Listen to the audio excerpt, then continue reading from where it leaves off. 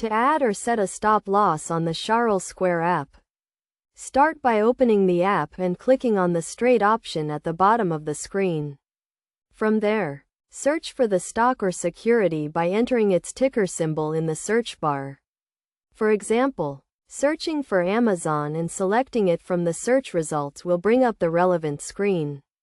Next, select the action by clicking on the Select Action link and choosing to sell.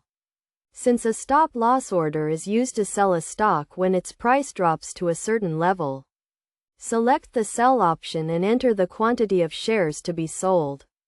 In the Order Type section, choose either the Stop or Stop Limit option, the main difference between the two being that a stop order triggers a market sell order when the stock reaches the stop price, while a stop limit order triggers a limit order at a specific price once the stop price is hit. After selecting the order type, enter the stop price at which the order should be activated.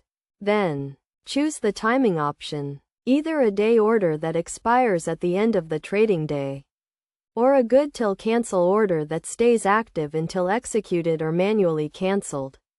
Once all the details have been selected, review and submit the order by clicking on the Review Order button, which will provide a summary of the order.